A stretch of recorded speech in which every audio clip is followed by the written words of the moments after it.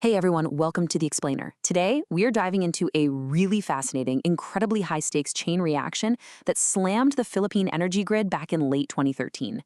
We're going to look at how a literal physical shutdown at just one power plant sparked this massive economic shockwave, a shockwave that eventually snowballed into a monumental legal showdown at the Supreme Court. Now, why should you care?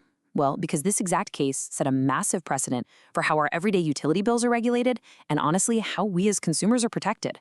We're going to break down the nuts and bolts of power rates, the regulatory safety nets, and a Supreme Court decision that literally challenged the very definition of consumer protection. Let's get into it. Okay, so here's our roadmap for today. First, we'll look at the 2013 power rate spike. Then, Section 2, Meralco and the ERC. 3, taking it to court. 4, the Supreme Court's decision. And finally, number 5, the dissenting views. So let's just dive right into this breakdown and see how a physical plant shutdown turned into a full-blown Supreme Court battle. Starting us off with Part 1, the 2013 power rate spike, a domino effect in the power grid. To really grasp this legal battle, we've got to start right at the source, the actual physical catalyst that tipped that very first financial domino. What we're looking at here is essentially a perfect storm in the energy sector. Back in November 2013, the SPX Malampaya natural gas facility shut down. But wait, it wasn't just Malampaya. In this crazy stroke of bad timing, the shutdown perfectly coincided with the scheduled maintenance of 5 other major power plants: Iligan, San Lorenzo, Santa Rita, Pugbio 2, and Swal 1. So what happened? Well, over 3,650 megawatts of power just vanished from Meralco's supply chain almost overnight. You can imagine, these combined outages created an absolute immediate crisis.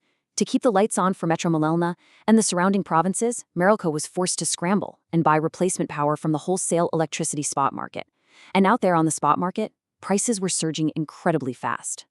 Which brings us to a truly staggering number: 22.64 billion pesos. That was Meralco's total generation cost for just one single month, November 2013. Since they had to frantically buy emergency power at those premium spot market prices, the financial burden just ballooned to a level that was, frankly, completely unprecedented.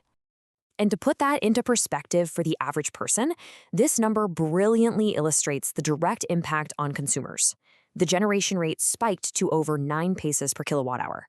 That is an abrupt jump of 3.44 pesos from just the month prior. So for a standard household, this wasn't just a tiny bump on the bill, it was a sudden, massive shock to their monthly budget.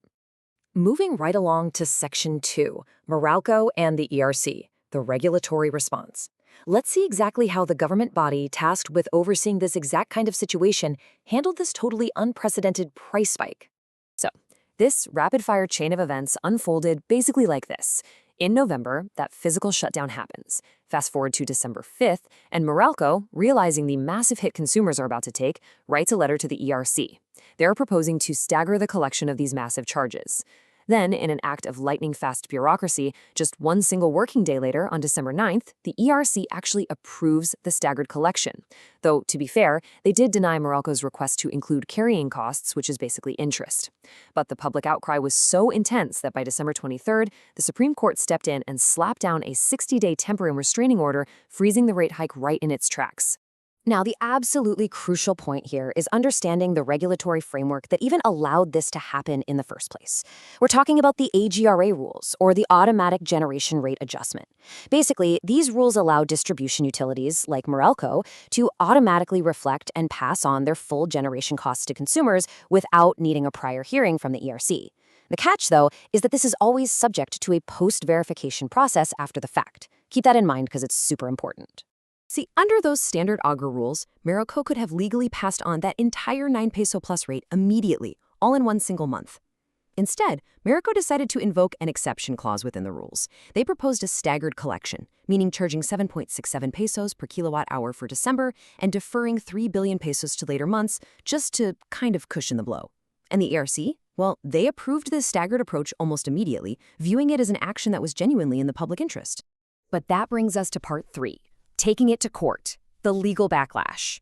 Because that rapid approval by the ERC definitely did not go unnoticed, triggering fierce and immediate pushback from lawmakers and consumer protection groups. Groups like Bayan Muna and Nasacor filed petitions straight to the Supreme Court. Their core argument? They claimed the ERC committed a quote-unquote grave abuse of discretion. They argued that by instantly approving this staggered rate without holding public hearings or even requiring prior publication, the ERC was fundamentally violating the consumer's right to due process. The petitioners felt that a rate hike this enormous shouldn't just be rubber-stamped. They argued it absolutely required the ERC to step in and actively protect the public from any potential market abuse. To fully grasp the legal tug-of-war here, we've got to look at the exact step-by-step process of post-verification. Step 1. The utility calculates and bills the rate to consumers. Step 2. They submit all their receipts, actual consumer bills, and calculations back to the ERC. Step 3. The ERC conducts a semi-annual verification to ensure everything was priced fairly, checking for any over or under recovery. This is super critical because the ERC heavily relied on this exact, legally established framework as their main defense for why prior hearings just were necessary. And that sets the stage for the climax of our explainer. Section 4, the Supreme Court's decision, the majority verdict. So did the ERC actually act illegally when they rapidly approved Meralco's proposal? Well, the majority of the Supreme Court sided with the ERC. They ruled that actually the ERC did not commit grave abuse of discretion. Taking a really close look at the law, the court found the ERC's actions were perfectly within the bounds of those existing AGRA rules. Specifically, they pointed out that an amendment to the energy regulations explicitly exempted the automatic generation rate adjustment mechanism from needing any prior publication or hearing. In fact, the court emphasized that allowing the staggered payment was a totally legal exception designed specifically to soften the blow for the public. Think about it. Had the ERC not approved it, Meralco was legally entitled, under the AGRA rules, to charge the full massive rate in a single billing cycle. So the majority reasoned that the ERC's decision actually protected consumers from an even sharper economic shock. Furthermore, the majority pointed out that the ERC was actively doing its regulatory job.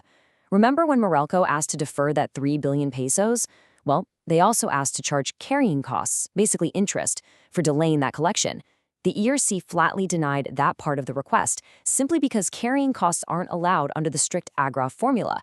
For the Supreme Court majority, this proved the ERC wasn't just blindly agreeing to whatever Meralco demanded.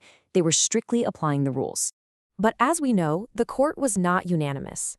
Let's look at Section 5, the dissenting views, a failure to investigate, because the dissenting justices offered an incredibly powerful counterperspective on what a regulator's duty actually entails during a crisis. Now, what's really interesting here is the stark contrast in how the justices viewed the exact same event. While the majority opinion saw a regulatory body strictly adhering to procedural rules to provide financial relief, the dissenting opinion saw an agency that totally evaded its positive duty.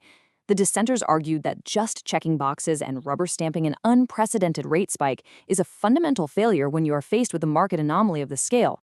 The dissenting justices pointed out some major red flags. Chief among them was the sheer, incredible speed of the approval. I mean, just one single working day. They argued the ERC didn't even hit pause to question why the rate was a record-breaking 9.1070 pesos.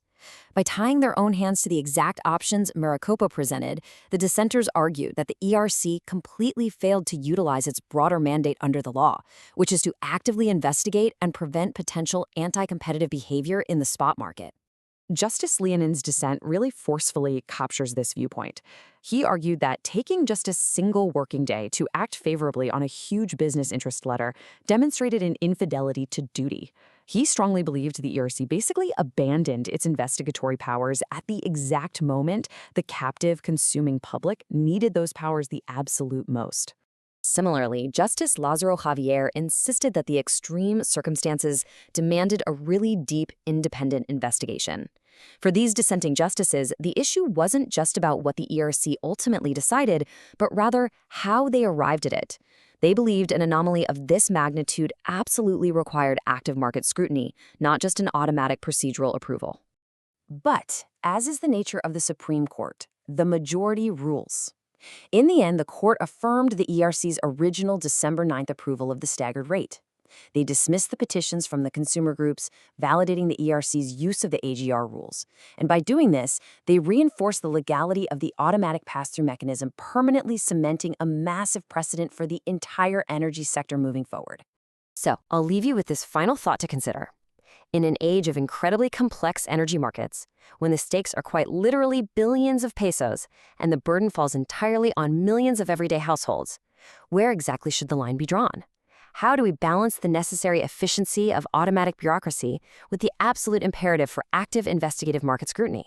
It's a massive question, and one that continues to define the balance of power between utility companies, regulators, and the public. Thanks so much for joining me on this explainer today, and keep asking the big questions.